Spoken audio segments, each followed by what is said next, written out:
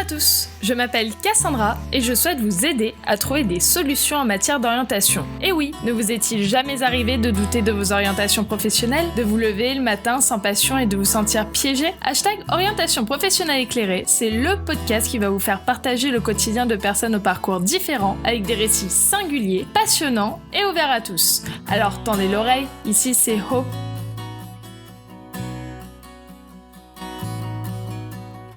Aujourd'hui, nous accueillons Maximilien. C'est un jeune homme de 26 ans qui est actuellement ambulancier. Il a tout d'abord fait la quasi-totalité de sa scolarité à la Cité scolaire internationale de Lyon, qui permet aux jeunes d'assister à des cours dans une langue étrangère. Et pour lui, ce sera le polonais, qu'il pratique déjà grâce à ses origines. Le bac en poche, il décidera de se laisser encore un peu de temps avant de se décider à rentrer dans l'armée. Il va vous expliquer les hauts et les bas de ce statut si particulier, avant de vous dire pourquoi il a décidé de ne pas prolonger son contrat. Son parcours est remarquable. Il sait ce qu'il veut et va jusqu'au bout de ses idées. Bonjour Maximilien, bienvenue dans notre podcast. Je pense que pour le bien de ce podcast, on va t'appeler Max, oui, si ça te va. Est-ce que tu pourrais te présenter, nous dire un peu qui tu es, l'âge que tu as et du coup le métier que tu exerces actuellement?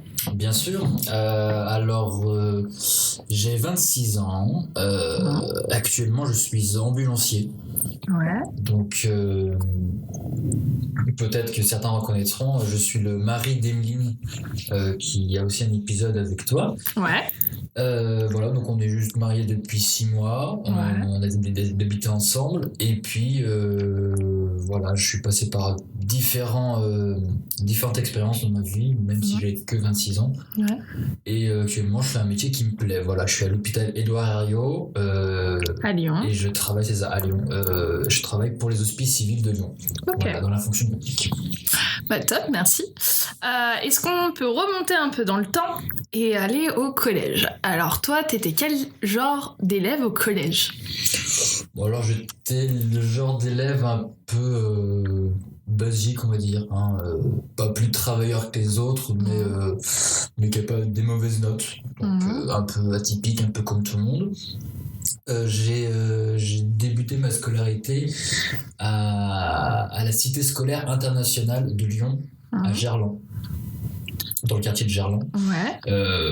Pour faire plus court, on appelle ça la CSI. Le concept de cette école, c'est une école publique, mais dans laquelle, en fait, tu peux avoir une section linguistique à laquelle tu es rattaché.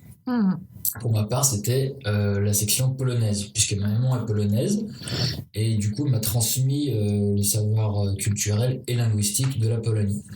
Donc, grâce à cette école et à l'enseignement que j'ai reçu, je suis bilingue polonais. Super. J'ai pu passer mon bac en polonais, et le concept rapidement pour l'école, c'est qu'en fait, on a tous les cours identiques au collège et au lycée des autres plateformes en France. Simplement, en plus, on a 8 heures de polonais en plus de cours normaux. Donc 6 heures, il me semble, de littérature polonaise et 2 heures d'histoire-géographie en polonais sur la Pologne. Ah oui, donc quand même assez concentré et très cadré du coup sur le pays que tu choisis, et pour le coup, toi, c'est ton pays d'origine. T'es rentré à quel âge du coup à la CSI, toi?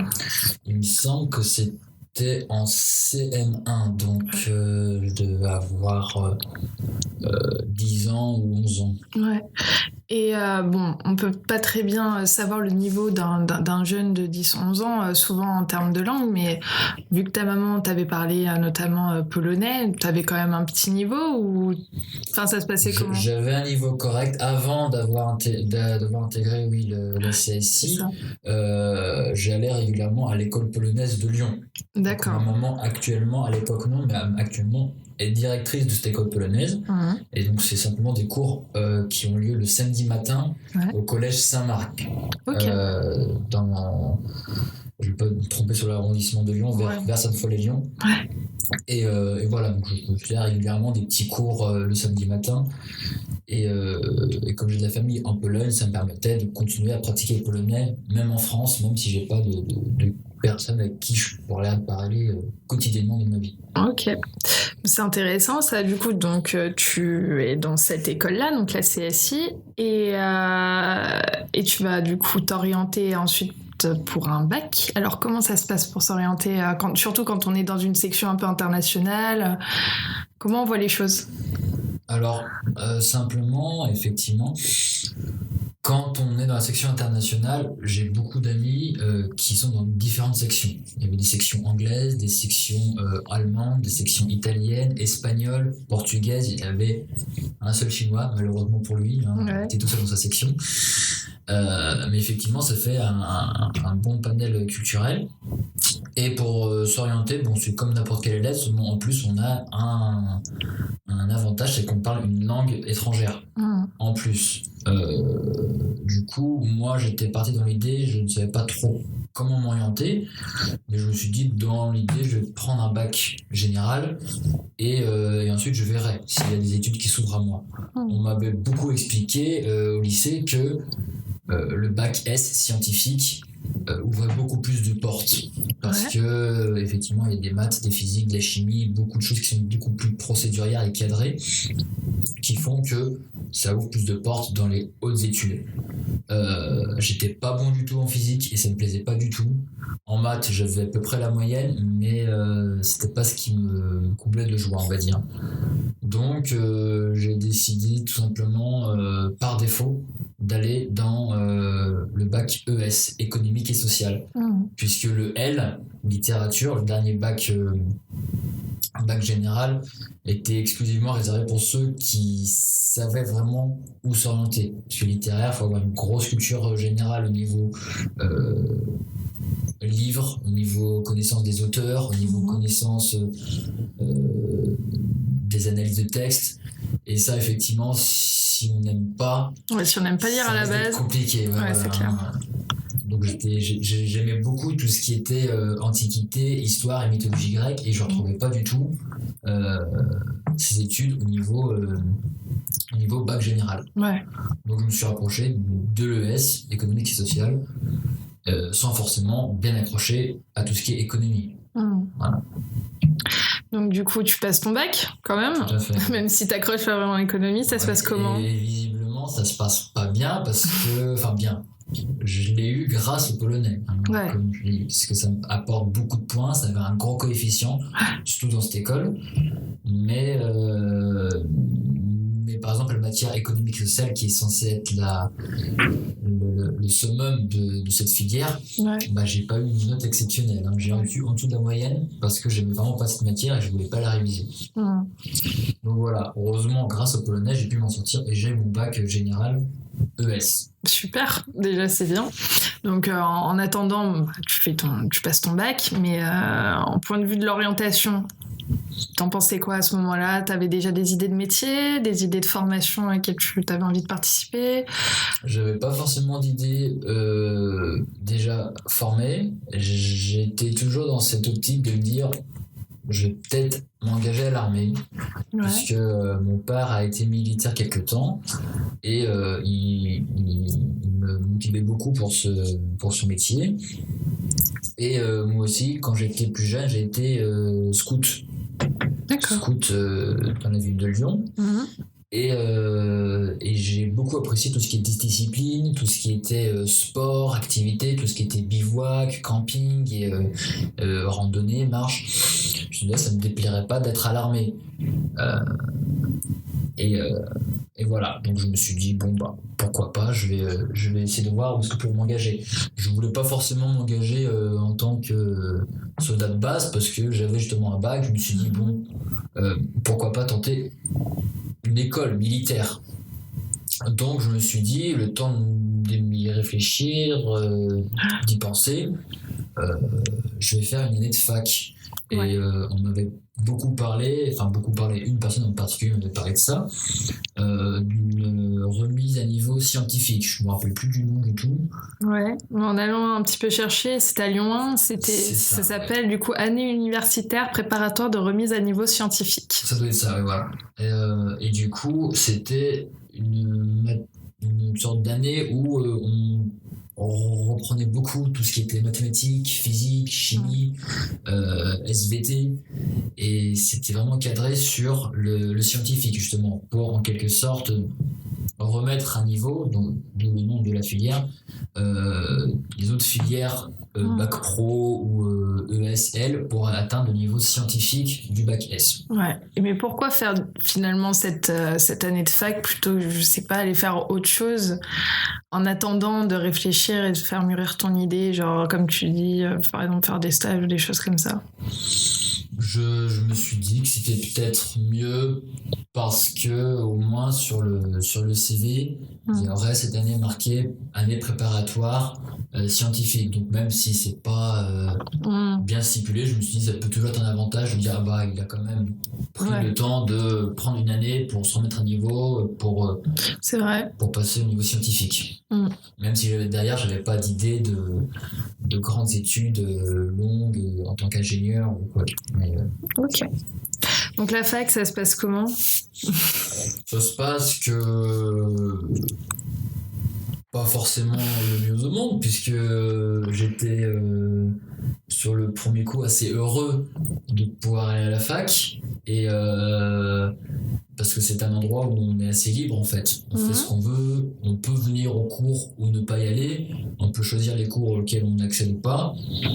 Le seul couac, c'est que les professeurs sont pas là pour surveiller les élèves. Du coup, si on n'a pas un travail personnel assez régulier et assez fourni, exactement, on risque de se casser rapidement la figure. Et c'était un peu mon cas, parce que j'étais assez heureux de dire super, j'ai que 10 heures de cours par semaine, c'est génial, c'est formidable. Et puis arrivé au partiel, le premier semestre, je crois que j'ai eu 2/20 en physique, alors que c'était le but de l'année, de reprendre un peu de niveau scientifique. Et je me suis littéralement tombé de mon pédestal. Et effectivement, voilà, j'ai pas beaucoup fourni de travail, seulement vers la fin d'année où je me suis dit faut quand même j'essaie d'avoir cette année, parce que si j'ai entamé une année à la fac et que je l'ai même pas réussi, ça va vraiment pas le faire du tout, même pour le CV, même pour mes futurs employeurs. Entre temps, j'essayais de voir ce que je pouvais faire. Avec toujours cette idée. C'est toujours cette idée de l'armée et cette idée d'école militaire. J'avais pensé à l'école militaire de Saint-Mexan, dans laquelle on est formé directement en tant que sous-officier de l'armée de terre. D'accord. Du coup, j'étais allé voir tout ce qui était centre de recrutement de l'armée de terre. C'était les CIRFA, Centre d'information et de recrutement des forces armées. Si ça en intéresse certains d'ailleurs, allez voir. On trouve les informations facilement de toute manière. Oui, il y a le site du gouvernement, c'est assez bien écrit. Le seul hic, c'est qu'il faut faire attention parce que, comme dans n'importe quelle filière, je pense, avec un employeur, l'armée de terre cherche à recruter des personnes et à les mettre là où ça l'intéresse elle, et pas forcément ceux qui postulent.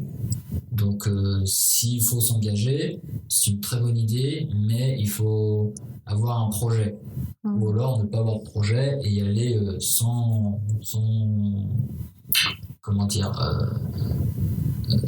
objectif, sans but. Voilà. Enfin, pas sans but. Mais peut-être sans attache, sans attente particulière. Ou attente particulière parce que c'est vrai que si on vit encore chez ses parents, mettons, on a 18 ans, on a envie de s'engager dans l'armée et qu'on se retrouve catapulté je ne sais où, c'est vrai que ça peut être un petit peu choquant, déstabilisant. Il y a un moment où on se dit waouh, mais j'avais pas prévu ça, mais il faut en avoir conscience.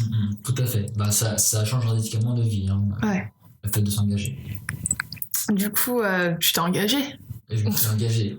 J'avais pensé, comme j'ai dit, à Saint-Mexan. Le problème, c'est qu'il y avait beaucoup de demandes et je devais attendre, je crois, 1 an ou 1 an et demi avant de pouvoir intégrer l'école.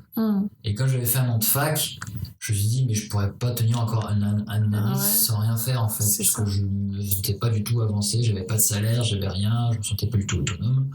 Et j'étais encore chez mes parents. Je me suis dit, alors je vais plutôt m'engager là où il y a des places. Donc c'est ce que j'ai fait, c'est-à-dire que je suis allé voir mon recruteur de l'armée de terre et lui m'a gentiment expliqué qu'il cherchait des places dans l'armée de terre, en particulier dans un régiment du génie militaire. Alors c'est quoi le génie militaire? Alors lui il me l'a vendu, on va dire genre tu as vu le film Démineur, le gars avec l'armure complète qui vient pour enlever les bombes dans le métro et dans les centres commerciaux. C'est ce que tu vas faire, c'est génial. Sur le coup, top, bien. je vais être un héros national. Je vais pouvoir faire la guerre aux méchants djihadistes, ça va être formidable. Et en fait, pas du tout, parce qu'il y a énormément de choses derrière. Et ça, c'est vraiment ce que les films américains nous vendent. L'armée française ne fonctionne pas du tout comme ça. Elle fonctionne comment, l'armée française? Elle fonctionne qu'en fait, ce sont vraiment les spécialistes avec beaucoup d'expérience qui font ce genre d'intervention. Moi en particulier dans le génie militaire, mon but était simplement de trouver les éléments piégés, de délimiter un cordon de sécurité et ensuite on laisse intervenir les spécialistes. D'accord. C'est pas moi qui veux venir fil bleu, fil rouge. Ouais. Non, c'est pas mon niveau. Ouais, du coup, en fait, tu te rends compte que t'allais pas devenir un super héros de la France. Non, et c'était pas forcément ce que je cherchais à l'armée. Moi, personnellement, le recruteur pensait que ça allait m'intéresser.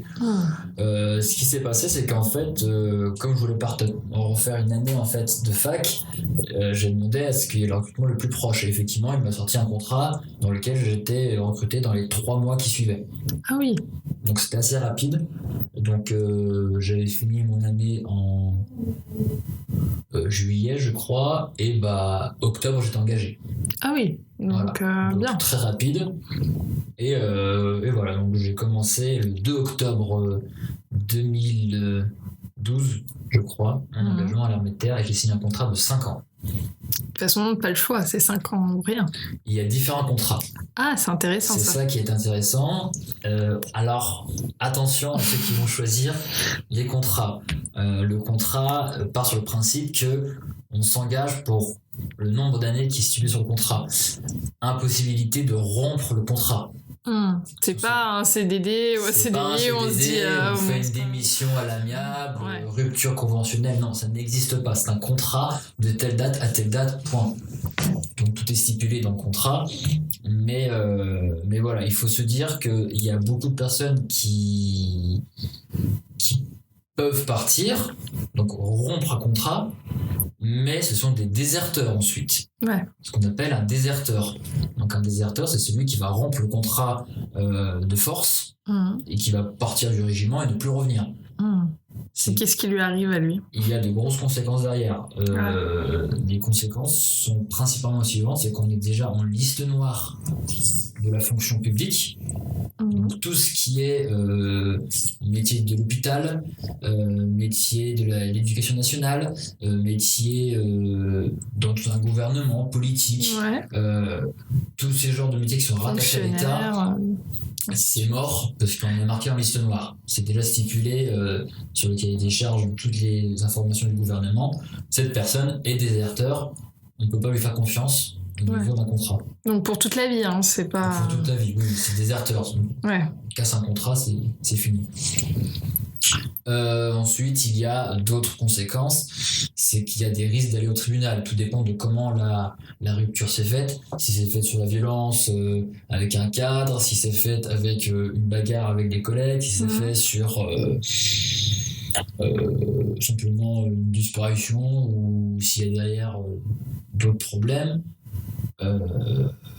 Il y a aussi le fait qu'il faut rembourser tout l'argent que l'armée de terre a investi. Ouais, donc c'est peut-être important d'en parler. Peut-être que certains qui ont déjà passé la JDC sont au courant, mais c'est vrai que l'armée propose à ceux qui rentrent à l'intérieur, de leur payer certaines formations, notamment, tu disais en off le permis voiture, véhicule léger, le permis poids lourd, parfois même des formations sur le secourisme, la FGSU 1 et 2, des formations pour être formateur secouriste.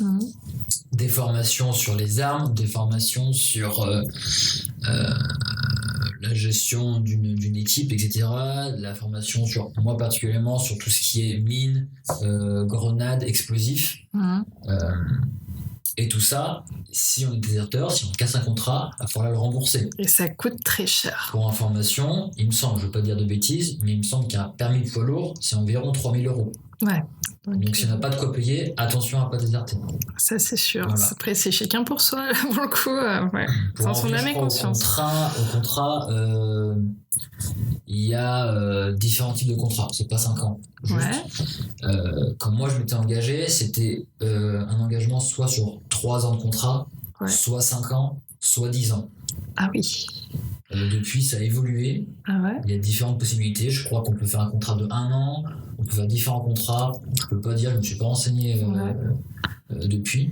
Bah, allez vous renseigner, parce que j'essaierai de me renseigner pour en parler un peu plus précisément dans le... De toute façon, les sites, l'arméerecrute.fr, il y a tout qui est marqué dessus. C'est bon à savoir, parce que c'est vrai que donner 5 ans de sa vie, c'est pas rien, mine de rien. On se retrouve à donner 5 ans, bon certes, en échange de formation, etc. Mais il faut pas, dans 3 ans, avoir envie d'autre chose, parce qu'il restera 2 ans à tenir. Il restera 2 ans, donc il faut nous faire ça malgré tout. C'est ce qui m'est arrivé un petit peu pendant mon passage à l'armée, c'est-à-dire qu'il y a eu des hauts et des bas, de toute manière. Et c'est vrai que bon, je me suis dit, je veux pas gâcher mes chances, je vais rester avec mon contrat jusqu'au bout. J'ai beaucoup de mes collègues qui ont déserté. On était une promo d'environ 30 personnes, 30 soldats. Je crois qu'à la fin, on n'était plus que 5. Ah ouais, vous avez, d'accord. Mais 5 survivants, quoi. 5 survivants. Alors, je compte pas ceux qui ont été mutés, ceux qui ont décidé de passer dans une autre filière, ceux qui ont décidé de faire une reconversion militaire. C'est marrant, comme t'en parles, on dirait une vraie formation post-bac. De la manière. Alors, l'avantage, c'est qu'il n'y a pas besoin d'être scolaire. Ouais. Enfin, je parle en tout cas en tant que soldat de base. Parce que ils recrutent tout le monde. Bon, je veux pas faire de la caricature, mais on sait pas lire, on sait pas écrire, on peut aller à l'armée. Mais je veux dire, c'est très très très primitif. Mais il n'y a pas besoin d'avoir le brevet des collèges. Ils recrutent vraiment tout le monde et ils forment tout le monde de la même manière. Qu'on ait fait un master avant, qu'on ait fait dans le BTP, qu'on soit fils d'agriculteur, c'est tout pareil. Tout le monde vient au même niveau et est formé de la même manière pendant les 6 premiers mois. Et du coup, en parlant un peu de chronologie, dans les 5 années, est-ce qu'on pourrait revenir du coup quand tu es arrivé, ce qui s'est passé, comment ça se passe, enfin, la première année, la deuxième année, la troisième année, et ainsi de suite, si tu pouvais être un peu... Il y a beaucoup de choses à dire, mais je vais essayer Exprime-toi. Un peu bref, parce que sinon ça va être très très long. Non, alors au tout début, avant même d'être recruté, on a différents entretiens avec notre recruteur. Moi, j'avais un recruteur justement au quartier Gallieni, à Lyon, et lui m'orientait justement. Il m'a fait découvrir, il m'a expliqué grossièrement comment se passe l'armée. Donc il y a l'infanterie en première ligne, il y a la cavalerie derrière, il y a le génie qui soutient les 2 armes, il y a l'armée de l'air au-dessus, parce que je parle effectivement que de l'armée de terre, mais j'étais engagé dans l'armée de terre. Il y a 2 autres corps d'armée qui existent, la marine et l'armée de l'air. J'ai pas forcément beaucoup parlé sur ça parce que j'étais pas engagé chez eux, j'étais engagé dans l'armée de terre. Et peut-être que les contrats sont différents, etc. Par exemple, ceux qui veulent être plus dans un peu plus matheux, un peu plus dans l'ingénierie, je leur conseillerais plus d'aller dans l'armée de l'air et dans la marine, parce que la technologie suit beaucoup ces 2 corps d'armée, l'armée de terre un peu moins.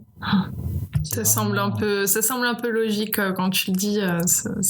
Ça semble logique. Je sais pas pourquoi, mais en tout cas dans l'image que je m'en fais moi. Parce qu'effectivement, on a l'image des pilotes de chasse, on a l'image des radars, on a l'image des avions qui développent différentes technologies de scan, d'armes, de rayons, la marine qui développe des sonars, qui développe des armes nucléaires, à côté, moi, dans mon petit char d'assaut, je roule encore au diesel. On n'est pas sûr. Voilà, c'est pas la même manière de voir les choses. Donc ensuite, après être recruté, on signe un contrat de manière officielle avec différentes personnes en face de nous, et en général, c'est le jour même du recrutement. Donc moi, j'ai été convoqué à 8h du matin, et je commençais mon contrat à 10h. D'accord. Donc j'avais 2 heures ensuite pour prendre le train directement à partir du centre de recrutement pour aller directement dans mon régiment. L'avantage, c'est que j'étais à Besançon, donc c'était 2 heures, 2 heures et demie de train. Mais j'avais mon train, je crois, 20 minutes après mon contrat. Donc, ah oui, fils ça. Au revoir papa, maman, on y va. Direct. Et à partir du moment où on est signé, c'est signé. Il n'y a pas de retour en arrière. Il n'y a pas je me suis trompé. C'est trop tard. C'est fini. Ça vaut pour n'importe quel contrat. Ne signez pas un contrat sans l'avoir lu. Tout à fait. Et plus encore dans l'armée de terre, parce qu'il y a des conséquences derrière. Ouais. Donc voilà, je suis parti et la première année donc se passe dans le sens où il y a une formation générale de 3 mois avec plusieurs corps de l'armée de terre dans lequel on apprend tout ce qui est vraiment basique et c'est vraiment la base de la base. C'est-à-dire on va vous apprendre à vous habiller. C'est un peu ridicule, on a l'impression que je vais m'habiller et tout, mais on va vous apprendre à mettre un treillis, mettre des rangers, s'équiper de gilet de combat, mettre son casque, faire ses lacets. Parce que alors je sais pas si aujourd'hui ça a beaucoup changé, mais effectivement moi j'étais encore avec les rangers en cuir. Donc il y a une technique particulière pour lasser les chaussures, pour les cirer. On nous apprend à cirer les chaussures. On dit c'est bon, j'ai ciré mes chaussures de vide, mais sauf que là c'est l'armée, c'est discipline. Alors c'est discipliné et je vais pas dire bête, on est souvent bête et discipliné. C'est un peu ça, c'est-à-dire que faut pas chercher à comprendre ce qu'on nous fait faire. Tout ce qu'on nous fait faire à l'armée en formation de base, c'est pour nous apprendre la discipline. Donc, même s'il y a des choses illogiques, il faut suivre les ordres. Ça fait un peu penser au film Full Metal Jacket quand on parle. Voilà, Full Metal Jacket, c'est très très exagéré. C'est vraiment le recrutement de base de l'armée américaine et pas française. En plus. Certains de mes chefs essayaient un peu de temps en temps de la faire un peu à la Full Metal Jacket. Bon, à côté, après, derrière, quand il y avait un capitaine qui passe à côté, il prenait le chef à côté, il l'engueulait un petit peu parce que il dit il faut pas faire peur aux recrues parce que sinon après il n'y a personne qui vient. Mais effectivement, c'est un peu dans cet esprit-là au début. C'est vraiment, on pousse les soldats à bout physiquement, on nous faisait très très peu dormir. Ah ouais, genre une journée, par exemple sur 2 jours, comment ça se passe? Tout dépend si le programme c'était des cours ou c'était des efforts physiques. Je me rappelle d'une fois où effectivement on avait dormi 3 heures dans le week-end en comptant le vendredi. Oh là là! C'est-à-dire qu'en fait faut pas avoir peur, mais c'est vrai ça que fait peur, les 3 heures de repos sont très reposantes, très nécessaire pour l'organisme. Mais c'est vrai que tant qu'on enchaîne des activités, en fait, on ne sent pas trop la fatigue. C'est pas comme un étudiant qui va rester pendant 8 heures devant ses cahiers de cours. C'est très physique. Ils vont beaucoup enchaîner physique et cours. Pour l'anecdote, en fait, on avait enchaîné toute une journée d'entraînement, donc de tir, de démontage au montage des armes, différentes activités physiques. La nuit, on est parti à 19h faire une marche. Comme si vous n'étiez pas assez crevé. On est parti pour une marche de 30 km avec l'équipement complet, donc sac, casque, armement. On arrive du coup le lendemain matin à 7h du matin. On fait un contrôle des connaissances militaires pendant 2 heures. Donc, j'étais en train de rigoler puisque j'ai certains camarades qui sont en train de s'endormir sur la feuille d'examen. Après ça, on partait nettoyer l'équipement puisqu'il avait sali pendant la marche. Et puis on va pas se coucher, on continue.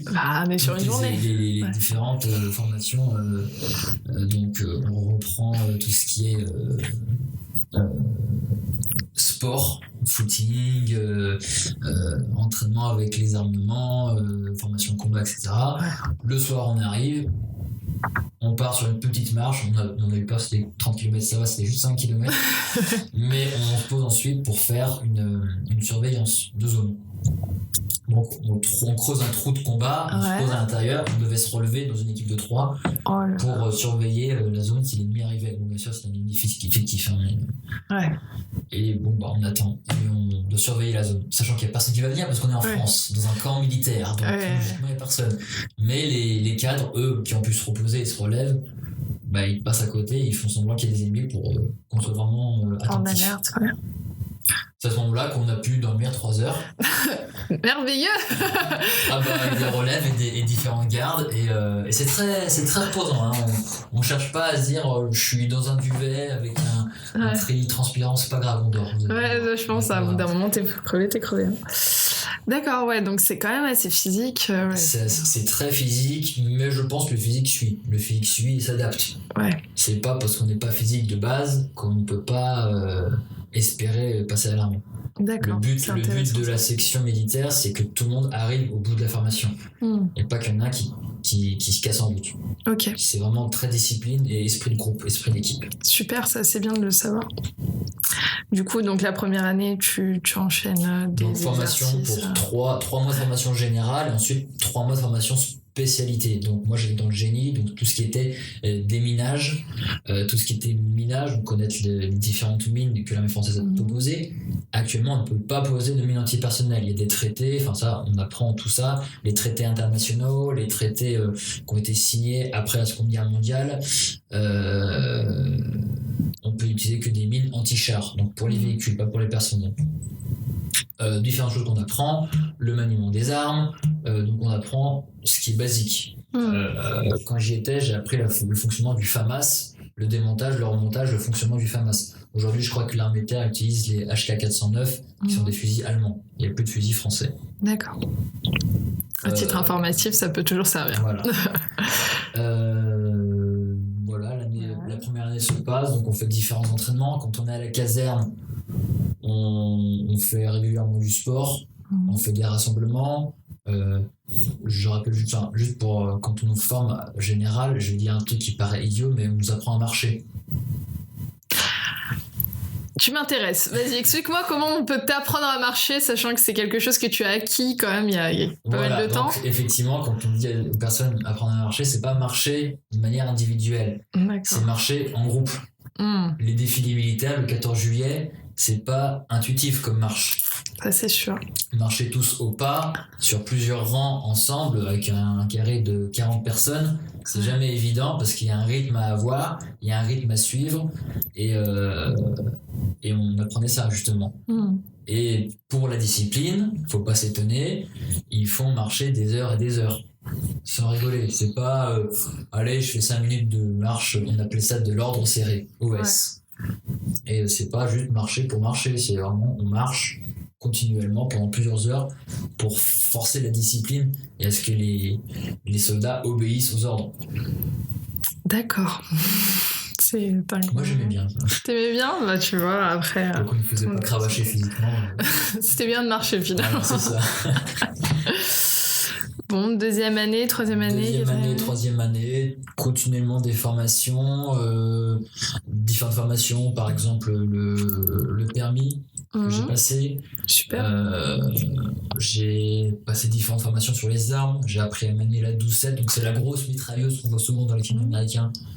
La grosse mitrailleuse avec le trou, ils prennent, ils chargent, ils rament avec des grosses bandes à côté. En fait, c'est des balles qui sont de 12,7 mm de diamètre, donc c'est énorme.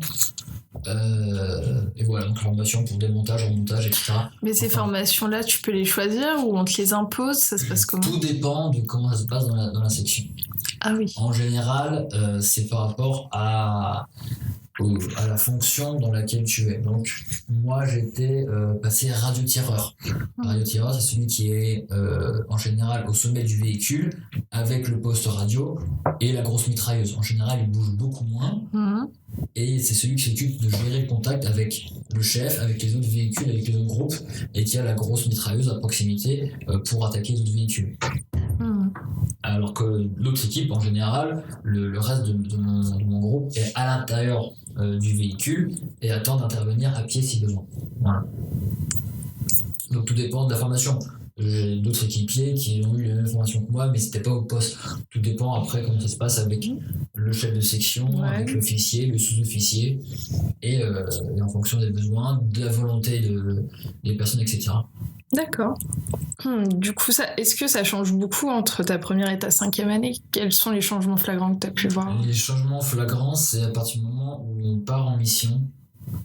Parce que véritablement, quand on part en mission, on met en application ce qu'on apprend. Ouais. Je crois que ma première mission, c'était le Mali. Je suis parti en opération extérieure au Mali, en Afrique. C'était ta 3e, 4e année? C'était quand? C'était ma 2e année, je crois. 2e année? Ah oui, ils envoient tout, finalement. Ça faisait pas très longtemps. Après, c'est pareil. En fait, il y a beaucoup de choses qui se passent au niveau régimentaire. C'est-à-dire que c'est en fonction de la capacité opérationnelle du régiment. D'accord. Donc, ça décide à Paris, ça décide des choses de dingue. On fixe des objectifs au régiment chaque année. Et en fonction de la rentabilité du régiment, de la performance des soldats, on décide tel régiment, telle section, telle compagnie, de les envoyer à tel endroit ou pas. Si on est dans un régiment qui n'arrive pas à assumer les objectifs, c'est pas eux qu'on va envoyer sur le front. C'est sûr, ouais. On va les envoyer faire des petites patrouilles de vigipirates où il n'y a pas besoin forcément d'avoir beaucoup de capacités opérationnelles. Par contre, dans les pays où il y a vraiment des conflits armés, on va envoyer ceux qui sont en mesure d'apporter une aide importante. D'accord. Donc toi, tu te retrouves catapulté au Mali. C'est ça. Et du coup, j'y suis allé pour 4 mois, je crois. C'est ça, 4 mois d'opération extérieure. Et le gros avantage du Mali, c'est qu'on se rend compte, en fait, véritablement de l'existence du monde et de la violence et de la misère, en fait. C'est ce que j'ai retenu du Mali. Donc, les opérations extérieures, ça se passe vraiment, vraiment pas, je tiens à le préciser, parce que souvent ça revient chez les jeunes, comme dans Call of Duty, comme dans Medal of Honor, comme dans différents jeux de vidéo. C'est archi faux, ça n'a rien à voir, ça c'est du divertissement, c'est fait pour donner envie. Dans la réalité, on n'a pas plusieurs vies, on n'a pas besoin de se cacher derrière un mur, de reprendre son souffle après qu'on ait pris 5 balles dans le buffet. En opération, une balle, c'est fini. Hémorragie interne et extérieure. Et puis rien qui sauve. Le médecin, parfois, il n'est pas sur place quand on est au Mali. Il y a un infirmier, il n'a pas le matos nécessaire pour tenir le gars en vie. Donc voilà. C'est vite réglé, C'est pas du tout pareil. On avait beaucoup d'attentes au Mali. Parce que j'ai participé à l'opération Serval. On a fermé l'opération Serval, donc c'était la fin de l'offensive française. On a repoussé les djihadistes au nord du Mali, dans le désert, dans les montagnes. Et ensuite, on devait contrôler la zone. Donc c'est l'opération Barkhane, qui s'appelle comme ça. D'accord. Et le principe était de contrôler les zones, de faire des patrouilles dans les villages maliens pour vérifier s'il y avait d'autres résistants djihadistes qui cherchaient à foutre la zizanie. Excusez-moi. T'inquiète. Et voilà, donc c'était bien parce que justement là-bas c'était assez professionnel, c'est-à-dire qu'il n'y a pas besoin d'être discipliné, bête et discipliné en fait. On fait son travail, chacun à son poste et ça se passait très très bien. J'avais un adjudant-chef, donc il y avait plus de 20 ans de bouteille, il est venu me tutoyer, il m'a dit tu m'appelles pas mon adjudant-chef, tu m'appelles par son prénom et puis il n'y a pas besoin de faire des grands respects, de faire des grands saluts. On fait son boulot, on se paye une petite bière à la fin du service, tout va bien. Et ce qui a été le plus compliqué, c'est de revenir au régiment en France. Parce qu'au régiment en France, ce qui est important, c'est l'image, c'est la discipline. Donc quand on a fait 4 mois de manière très professionnelle avec l'armée et qu'on retourne au régiment où il faut absolument faire de l'image, il faut marcher au carré, il faut avoir son béret bien mis sur la tête, il faut avoir bien ses manches relevées, il faut avoir ses rangers cirés. C'était très compliqué de revenir, on était pas rebelles, mais on avait envie de pousser quelques gueulants de temps en temps. Mais malgré tout, ça reste l'armée, les ordres, c'est les ordres, les supérieurs sont les supérieurs, même si on a des supérieurs qui ne sont pas partis en opération, c'est l'armée. Voilà. Je vois. Quand on voit un jeune qui s'engueule et dit vraiment t'es pas à l'armée, c'est ça. Parce qu'à l'armée, il y a les supérieurs et le respect dû la hiérarchie, à l'ordre au-dessus est prime sur le respect de la personne. Voilà. Ça, c'est une vision de l'armée que je suis pas forcément personnellement, mais voilà. Du coup, t'as fait quoi d'autre comme pays quand t'as dû faire des opérations extérieures ? Je suis parti en Pologne pour un OTA, donc l'Organisation Transatlantique Nord. Et j'y suis allé en tant que traducteur. Donc j'y suis allé pour, je crois, 2 mois. C'était intéressant parce que voilà, c'était autre chose que de passer en mission armée, parce que là c'était un entraînement avec les forces américaines, allemandes, canadiennes. Je crois que c'est tout ce qu'il y avait. Les Français. C'est pas mal, hein. Mais c'était intéressant de pouvoir travailler avec les Américains, de travailler avec les Polonais justement, avec les Allemands, excusez-moi. Voilà, donc j'y suis allé en tant que traducteur, pas officiellement parce qu'il y avait déjà un traducteur, mais je l'ai beaucoup aidé parce que j'avais mon diplôme polonais, donc c'était ça. Le fameux bac à la CSI. C'est ça. Et pareil, j'ai oublié de te mentionner ça, mais à l'armée, j'ai eu un diplôme de langue payé par l'armée en polonais. Donc il y a plusieurs degrés, donc ça n'a pas de valeur dans le civil, parce que c'est exclusivement réservé à l'usage militaire. Donc c'est tout ce qui est connaissance au niveau militaire, au niveau langage armé, au niveau différents géopolitiques militaires. Ah ouais. Et ça c'était intéressant parce que voilà, grâce à mon polonais, j'ai pu postuler ce genre de diplôme de langue. Après, il n'y a pas d'équivalent, par contre. Il n'y a pas d'équivalent dans le... Ça compte vraiment pour une carrière militaire. Exactement. C'est ça. Donc la Pologne, ça a été bien, et puis... Et je suis parti en Guyane aussi. La Guyane. Guyane française. Donc c'est un département français, donc on n'y va pas pour le conflit, on n'y va pas pour repousser les djihadistes. On y va simplement pour assurer l'ordre et la sécurité des Guyanais, puisque là-bas, il y a de l'orpaillage. L'orpaillage, c'est des clandestins, donc souvent des Brésiliens ou des Surinamiens, donc des pays frontaliers, qui viennent sur le territoire guyanais, qui est un territoire aurifère, donc où il y a beaucoup d'or. D'accord. Et ils vont faire des mines d'or illégales. Donc, ils vont creuser le sol français, du coup, puisque la Guyane est un département français, et ils vont voler l'or français en quelque sorte. Donc nous, on va intervenir là-bas avec la gendarmerie mobile pour les empêcher de faire ça. Donc détruire les avant-postes d'exploitation minière et récupérer l'or qui a été pris. Voilà. Parce que c'est illégal. C'est vachement intéressant ça. C'est enrichissant, je pense, comme parcours. Enfin, qu'est-ce que tu en as pensé finalement maintenant? Si j'ai envie de te dire un petit bilan, 3 ans après que... Oui, c'est vrai, presque 3 ans après. Ouais, presque 3 ans après que tu aies quitté l'armée. Je pense que j'aurais pas été la même personne si j'avais pas été à l'armée. Ouais. Véritablement, parce que ça ouvre les yeux sur plein de choses. J'ai pu aller sur différents climats. J'étais dans le désert du Sahara, j'ai été dans la jungle tropicale amazonienne, j'ai été, pas en Sibérie, c'était en Pologne, mais dans le nord glacial. Et ce qui est intéressant, c'est que ça ouvre beaucoup de choses sur le monde tel qu'il fonctionne. Donc on voit la misère qu'il y a au niveau de la Guyane, parce que les clandestins, on a beau leur dire c'est des méchants, mais ils font ce qu'ils peuvent en fait. Ils sont pauvres dans leur pays, ils n'ont pas de travail, du coup ils viennent ici pour récupérer de l'or. Bon, on leur interdit, on leur récupère l'or, et en quelque sorte parfois ça fait pitié parce que ils ont que ça à faire, en fait ils peuvent pas vivre autrement. Au Mali, on voit la misère avec les enfants qui viennent et qui se tapent entre eux, ils se tabassent entre eux, les enfants, pour récupérer les gâteaux qu'on leur donne. Et malgré tout, ce qui m'a beaucoup gêné à l'armée, c'est quand on donnait à manger ou des vivres aux gens, on nous interdisait au niveau de la hiérarchie, parce qu'on disait qu'on n'est pas là pour faire de l'humanitaire. En même temps, quand on voit des enfants mourir de faim, on a envie de leur donner. Donc voilà. Je te rejoins un peu sur à ce moment-là l'acceptation d'autorité supérieure, où en fait les ordres sont bidons. Et c'est juste pour dire des choses et pas pour appliquer concrètement l'aide envers la population, parce qu'on est censé être là-bas pour ça. Mais j'ai un avis assez fixé sur les agissements du gouvernement dans ces pays, que je vais pas forcément citer là. Non, tu peux le garder pour toi. Voilà.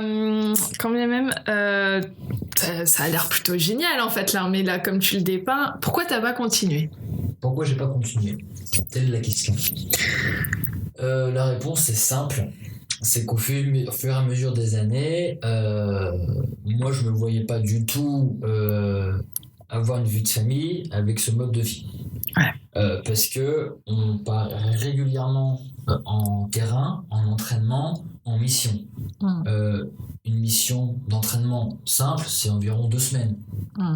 Donc à chaque fois, on part 2 semaines. Je ne me voyais pas avoir une femme élever des enfants dans ces conditions, parce que très peu rarement là. Je dis pas que c'est impossible. J'avais des officiers, j'avais des camarades aussi qui avaient une femme et des enfants, et ça se passait très bien. Après, il faut simplement essayer de concevoir l'idée, est-ce que c'est jouable? Est-ce que la femme veut accepter d'avoir son mari qui part régulièrement en dehors de la ville, de la maison? Est-ce que les enfants vont accepter cette idée?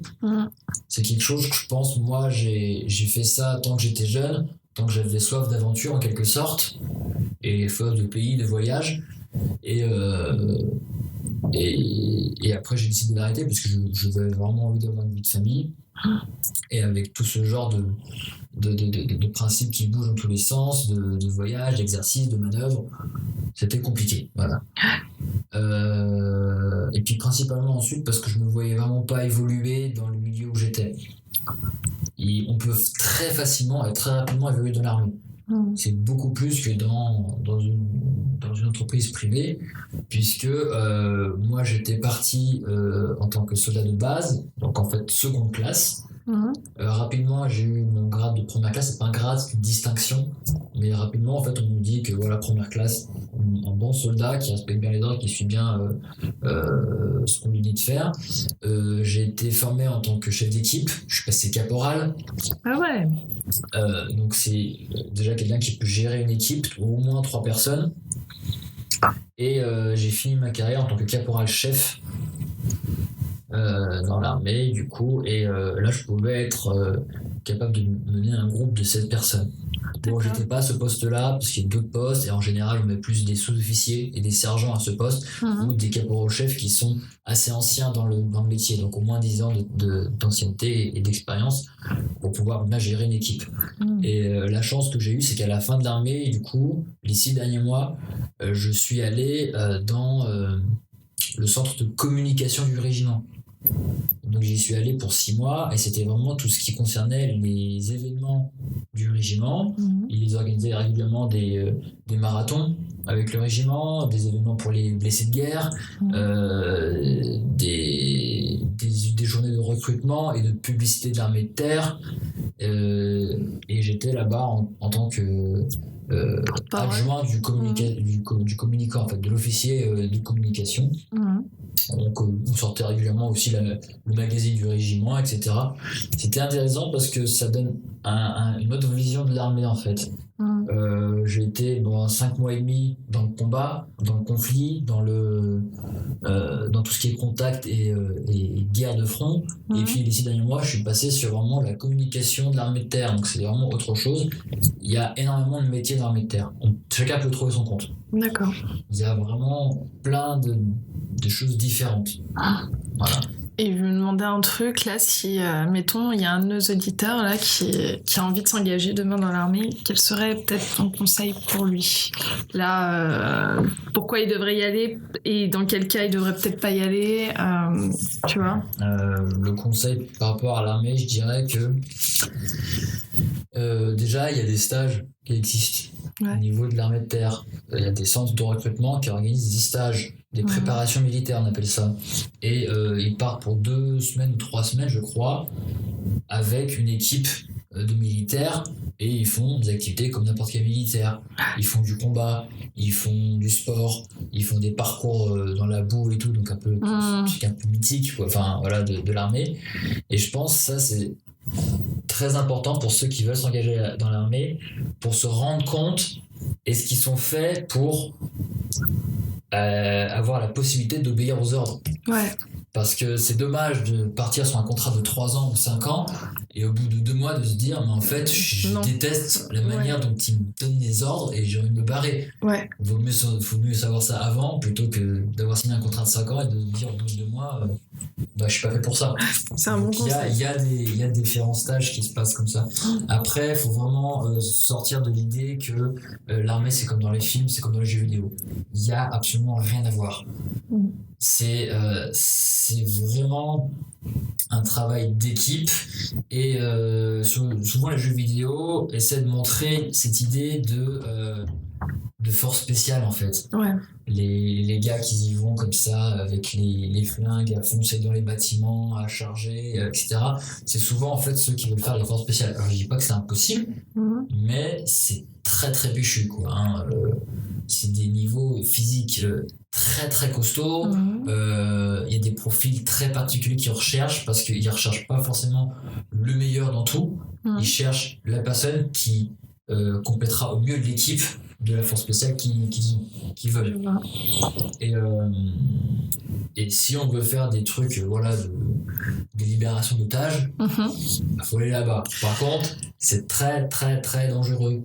Ouais, là on risque pas sa vie. Le problème c'est qu'aujourd'hui, comme c'est des forces spéciales qui doivent intervenir sur des choses qui sont secret défense et beaucoup d'interventions à risque.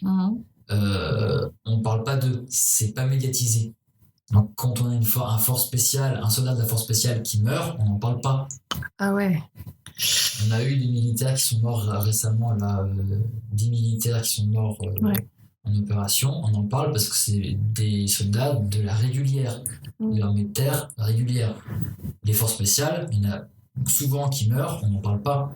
Parce qu'on peut pas du coup. Parce qu'on peut pas, ils ont interdiction d'avoir un compte Facebook, ils ont interdiction d'avoir un compte sur internet, je sais plus c'est quoi les autres résolutions.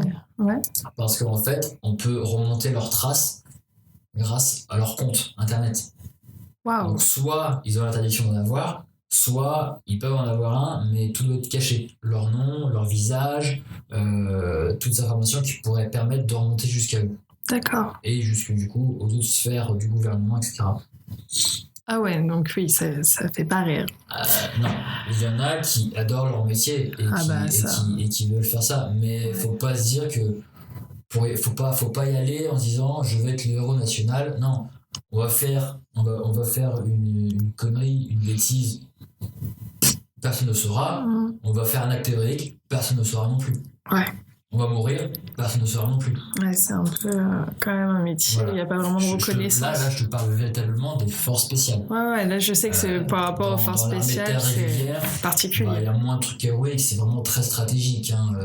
Quand on était au Mali, on n'allait pas foncer dans tous les sens pour attaquer les djihadistes et les rebelles maliens. Le but, c'était vraiment d'avoir une opération cadrée avec les différents corps d'armée, le génie, l'infanterie, la cavalerie, les éclaireurs, l'artillerie, et voilà, on progressait et c'est des généraux au-dessus qui dirigent. Je vois. Et du coup, vu qu'on a passé une belle partie sur l'armée, actuellement, tu as quitté l'armée depuis bientôt 3 ans. Est-ce que tu peux nous parler un peu plus de ton métier ? Alors actuellement, je suis ambulancier, donc à l'hôpital. Comment t'es venu déjà le métier finalement ? Bon, alors j'avais quitté l'armée justement. Il y a d'autres points de vue, mais bon, c'est différent. Je me sentais pas assez utile dans ce que je faisais. Véritablement, je voulais vraiment me sentir utile dans mon travail. Je voulais venir en aide aux gens. Et le fait de ne pas pouvoir le faire à l'armée, ça m'a bien refroidi. Du coup, quand j'ai quitté l'armée, je me suis dit qu'est-ce que je peux faire comme métier. J'étais passé par différentes possibilités, entre autres agent immobilier. Je me suis dit pourquoi pas, je vais faire ça. Et c'est le conseil que je peux donner, mais je dirai ça à la fin. J'ai fait un stage en immobilier. Comme quoi on peut faire des stages à n'importe quel âge. Tout à fait. Même j'avais quel âge ? J'avais 24 ans. Je suis allé voir quelqu'un qui connaissait mon père. Je lui ai dit est-ce qu'il peut mettre en contact ? Il m'a mis en contact et je lui ai demandé si je pouvais faire un stage chez lui, au moins de 1 ou 2 jours, histoire de voir sur le terrain comment ça se passait. Et ça m'a pas du tout plu. C'était pas du tout ma tasse de thé, l'immobilier, et je dis non, je ne me vois vraiment pas faire ça. Et j'ai directement arrêté l'idée de faire ça. Voilà, j'ai dit je vais chercher d'autre part. Et je me suis dit faudrait peut-être que je me dirige vers l'aide à la personne, il y a des trucs sociaux qui existent, il y a des trucs de la santé. Après, c'est vrai que j'ai vu un peu tout ce qui était dans l'armée, tout ce qui était intervention d'urgence, mais bon, sans plus. Et je me suis renseigné sur les différentes formations qu'il y avait. J'ai vu qu'il y avait infirmier, aide-soignant, ambulancier. Et comme je voulais pas me relancer dans les grandes études, parce qu'infirmier, je crois que c'est 3 ans d'études, bon, je me suis dit, c'est quoi la plus courte? C'était ambulancier. Ouais. Je me dis, pourquoi pas, faut voir. Je me suis renseigné. Et quand je me renseignais sur ça, je suis tombé sur quelqu'un que je connaissais, qui allait dans la même paroisse que moi, et lui était ambulancier. Je le vois, on me dit, écoute, est-ce que ça te dérangerait pas que je fasse un stage de 2-3 jours dans son entreprise, simplement pour voir comment ça se passe? Elle me dit, pas de souci. Même, alors pour l'instant il m'a pas dit ça, il me dit ça après, mais il cherchait à recruter quelqu'un. Parce qu'ils avaient une entreprise avec plusieurs co-gérants et ils cherchaient à augmenter la possibilité de l'entreprise. Ouais. Je dis bon, pourquoi pas, il m'a proposé justement de le voir, donc il m'a donné une date. C'était très officieux en fait, il n'y avait pas de contrat signé, il n'y avait pas de convention, c'était vraiment moi qui venais pour voir comment ça se passait tous les jours. Et je me suis dit pourquoi pas, parce que le métier d'ambulancier, ça consiste en fait à transporter les patients d'un endroit à un autre. En France, on a les ambulanciers privés avec leur entreprise qui s'occupent souvent de ramener les gens à leur domicile ou de les emmener de leur domicile à un centre de soins. Et c'est ce qui se passait du coup. On allait chez les gens, on les prenait en charge, on les installait sur un brancard parce que souvent c'est des personnes à mobilité réduite, des personnes qui sont malades, qui ne peuvent pas se déplacer, des personnes âgées qui n'ont plus la force de marcher. Et du coup, nous les ambulanciers, on est en charge de s'occuper de leur transport. On les invite chez eux à un centre de soins. Et ça m'avait beaucoup plu parce que on prend le temps justement à chaque fois avec un patient de s'occuper de lui de A à Z. On crée des liens, on se sent vraiment utile. On se dit que la personne là dans l'état où est-ce qu'elle est, elle pourra pas du tout aller d'elle-même à un centre de soins. Ouais. Donc je me sentais vraiment utile. Et la formation d'ambulancier me convenait bien parce que c'était 5 mois de formation. Ah bien. C'est pas beaucoup. Mais 5 mois de formation à partir de quel niveau? C'est-à-dire pour quelqu'un qui aurait le bac actuellement, il pourrait faire une formation ou il faut avoir Oui, il faut pas forcément avoir un bac. Mais, ah ok, donc c'est intéressant de savoir ça. Ce qui m'a permis d'avoir la formation rapidement, c'est que grâce au bac, je n'avais pas besoin de passer de concours écrits. Ah ouais. Il y a différentes formes de centres de formation. Il y a les centres de formation de la Croix-Rouge, le centre de la formation de l'Aftral. Moi j'étais à l'Aftral, et le centre des hospices de Lyon pour Lyon, qui forme nos ambulanciers. Pardon, à la formation d'ambulanciers.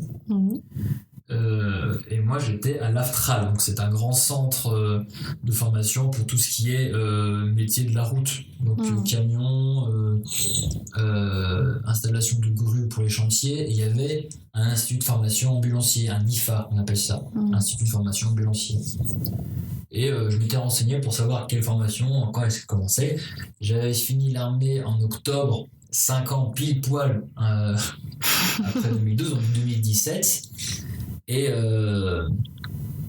la formation commençait en janvier. Je me dis top, juste après être parti de l'armée, je pouvais prétendre à la formation. Là pareil, un autre conseil que je peux donner, j'avais moins de 26 ans.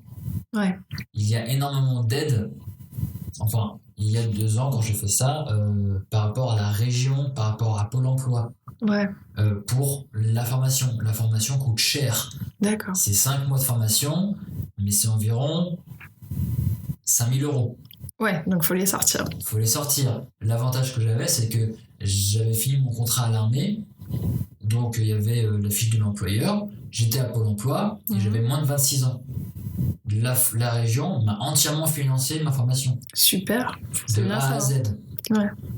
J'avais pas à avancer un seul sou. Centime, ouais. Tout était pris en charge par la région pour la reconversion en fait professionnelle. D'accord, c'est intéressant de savoir pour ceux qui ont envie de se reconvertir aussi, c'est ça, changer d'orientation. Donc s'il faut changer de reconversion, enfin faire une reconversion, moi je l'ai fait avant 26 ans. Je crois que je sais pas si les ont changé depuis, mais je crois que voilà, faut en profiter au plus jeune. Ouais. Plus jeune âge quoi.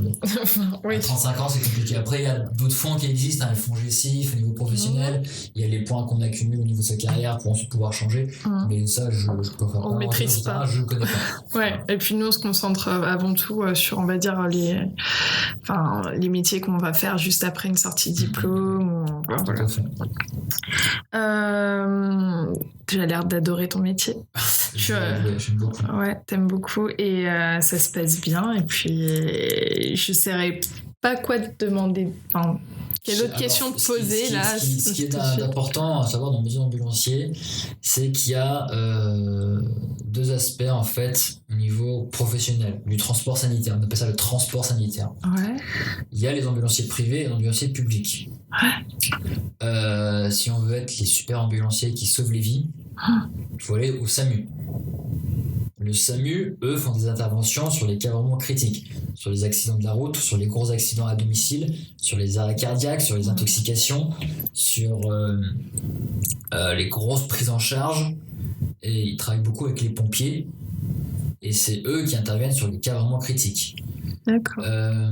Et les ambulanciers privés, eux, font un peu de tout. C'est-à-dire, ils vont principalement avoir leur agenda en quelque sorte. Ils transportent les patients qui les appellent. Donc en fait, comme un taxi, en fait, ils ont un agenda. Le patient appelle le numéro de l'ambulancier privé qui va l'emmener de tel endroit à tel endroit pour les rapatriements sanitaires, etc. Il faut qu'ils soient conventionnés avec la Sécu pour avoir le remboursement direct, etc. Enfin, il y a beaucoup de réglementations qui existent à ce sujet. Ils vont aussi pouvoir aller en aide au SAMU. Donc, ils peuvent se mettre à disposition du SAMU. Et quand le SAMU reçoit un appel d'urgence d'une personne qu'il ne considère pas forcément urgence critique, urgence absolue, il va envoyer les ambulanciers privés qui sont de garde. Donc, par exemple, une personne qui va faire un petit malaise, mais on ne sait pas d'où, il va envoyer son ambulancier privé pour en apprendre plus, pour comprendre ce qui se passe. Et s'il y a besoin des ambulances d'urgence, les ambulanciers vont transporter le patient direction l'hôpital le plus proche. D'accord. Ça a le mérite d'être clair. Pour ma part, ça fait 1 an que j'ai réussi à obtenir un poste dans le public et pas dans le SAMU. Okay. Donc c'est un ambulancier public, donc à Édouard Herriot, dans les hospices civils de Lyon, où en fait on s'occupe exclusivement des transports internes dans les hospices civils de Lyon. D'accord. Donc en fait, si on est un patient dans Édouard Herriot, par exemple, puisqu'il connaît Lyon, on peut très bien être transporté de cet hôpital à un autre hôpital dans la région, par exemple à l'hôpital de la Croix-Rousse, parce que il y a par exemple un outillage là-bas plus performant ou un médecin qui est spécialisé dans telle ou telle maladie. On sait par exemple qu'à la Croix-Rousse, ils sont très spécialisés dans tout ce qui est maladies infectieuses. Ceux qui suivent un peu l'actualité savent qu'il y a certaines personnes, alors c'est pas encore sûr, mais peut-être qu'ils sont ou vont aller ceux qui sont atteints du coronavirus. Parce qu'ils vont y aller et là-bas il y a les plus grands spécialistes de Lyon en matière de maladies infectieuses. Donc il faut transporter la personne de l'hôpital dans lequel elle est actuellement à un autre hôpital, etc. Pour faire des transferts, pour faire des examens différents, etc. C'est ce dont moi je m'occupe. Ouais, donc il y a différents en fait, types d'ambulanciers, on va dire ça comme ça. En quelque sorte. Tu as plutôt été très clair sur ces... Chaque ambulancier a par contre le diplôme d'ambulancier. Il y a 2 diplômes qui existent. Il y a l'auxiliaire ambulancier. L'auxiliaire, il a une formation que de 2 semaines. Parce que on lui apprend juste les gestes de secours, d'urgence, mais il ne peut pas conduire l'ambulance tout seul. D'accord. Et il faut qu'il ait avec lui un ambulancier qui soit diplômé d'État, donc qui a le DEA, le diplôme d'État d'ambulancier. Et c'est ce diplôme que j'ai passé qui fait 5 mois de formation. Ok. Et en termes de volume horaire, du coup, peut-être. Alors, au niveau du volume horaire, moi, j'ai plutôt de la chance parce que je suis dans le public, donc je suis fonctionnaire de l'État. Et donc, je suis limité à 35 heures. Je ne travaille pas les week-ends, ni les jours fériés, ni les nuits. Nuit et nuit, c'est ça. Je m'en sors plutôt bien. Ouais, chanceux. Après, évidemment, le salaire ne suit pas.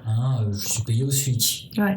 Mais c'est un choix parce que avec ma femme, on préfère avoir une qualité de vie plutôt qu'avoir beaucoup d'argent et pas du tout avoir une qualité de vie. Ouais. C'est ce qui se passe, et le problème de beaucoup d'ambulanciers privés, c'est qu'en fait, il n'y a pas de régularité au niveau des horaires. Il peut y avoir des petites journées de 7 heures, comme de très grosses journées. Moi, la plus grosse journée que je peux faire dans le privé, c'est 15 heures d'affilée. Ah ouais, donc c'est quand même assez physique. 15 heures d'affilée, je commence à 6 heures du matin, je finis à 21h30. Ouais. Donc, faut savoir ce qu'on veut. Ouais, et on passe la journée dans l'ambulance, à enchaîner les patients de tel endroit à tel endroit, d'un autre hôpital à un domicile, libération, etc. Et voilà, donc effectivement, c'est assez complexe. Parce que faut gérer sa vie de famille, donc évidemment les heures supplémentaires suivent derrière, et après tout dépend de l'entreprise dans laquelle on est. Certains patrons vont faire le moins d'heures possible justement pour éviter de payer, c'est leur bénéfice, mais du coup ça suit aussi sur la qualité de vie des ambulanciers. Et certains patrons ne cherchent pas du tout à avoir la qualité de vie pour leurs employés, mais cherchent à avoir le plus de profit possible. Et il faut parfois courir très rapidement. C'est pour ça que je voulais quitter le privé, parce que certains ambulanciers, c'est juste pour faire de la rentabilité. Enchaîner les patients, peu importe l'état dans lequel ils sont. De toute manière, c'est toujours une question de rentabilité, malheureusement. Oui. Alors, du coup, on va bientôt finir. Donc, est-ce que tu aurais... J'espère que j'ai pas été trop long. Oh, ça va, t'inquiète pas. Un petit mot pour la fin, un petit conseil à donner à nos auditeurs, quelque chose? Le conseil que je peux leur donner, c'est de bien se rendre compte de la réalité du terrain dans lequel ils veulent se lancer. En général, quand on va voir un employeur ou quelqu'un, ça ne dérange pas du tout de prendre un stagiaire pour 1 ou 2 jours. Ouais. Il faut oser demander la possibilité d'avoir un stage, de pouvoir se rendre compte de la réalité du terrain pour avoir un métier. Le mieux, effectivement, c'est 1 semaine ou 2 de stage. À partir de là, je pense qu'il faut, avoir une convention de stage, etc. C'est peut-être plus compliqué. Mais 1 ou 2 jours, déjà, on peut se rendre compte de comment ça se passe le matin en arrivant à l'entreprise, au travail, peu importe tout ce que c'est, et de se rendre compte qu'est-ce qu'on fait toute la journée. C'est sûr. Ça ouvre un peu plus les yeux sur juste les études. Moi, c'est principalement ça qui m'a ouvert les yeux, c'est que entre les études où on passe toute la journée à l'école et le soir on doit réviser, encore faire des devoirs, et aller au travail tous les jours et appliquer des connaissances par rapport à notre travail, c'est ce que j'ai eu en formation de cours ambulancier. Pendant 5 mois, c'était ça. On travaillait la journée, on revenait, on révisait. Et ensuite, le travail tous les jours, rien à voir. On a beaucoup de connaissances acquises qui sont utiles dans le travail, mais c'est pas du travail posé sur le bureau, quoi. C'est assez physique. Il faut porter les patients, il faut les soulever, il faut utiliser les brancards, il faut conduire toute la journée, il faut surveiller les patients. Parfois, ils sont dans des états pas terribles. Quand on sort du soin palliatif, c'est pas forcément les patients les plus jolis, les belles dames de 30 ans, c'est mignonne. Non, rien à voir. Ça peut être des papis qui sont tout mauvais, des personnes qui peuvent vous vomir dessus. Donc voilà, la réalité du terrain est complètement différente par rapport à ce qu'on peut apprendre dans la théorie. Ça, c'est sûr. C'est comme tout le temps. Eh bien, merci Max d'avoir participé à notre podcast, et puis je te dis à bientôt. À bientôt. Et bien voilà, c'est la fin de cet épisode. Un grand merci à Maximilien de nous avoir partagé son expérience. Je tiens à vous remercier si vous avez réussi à tenir jusqu'ici, et aussi à vous remercier de suivre les épisodes de ce podcast, en espérant que cette expérience enrichisse votre vie et vous aide à ouvrir le champ des possibles. N'hésitez pas à me suivre sur YouTube, Instagram et maintenant Spotify, Google Podcast et encore FM. Mon site internet est d'ailleurs en ligne depuis quelques semaines, alors laissez des commentaires et un maximum de pouces vers le haut. Vos encouragements sont très importants pour moi. Je vous dis à lundi pour un nouvel épisode.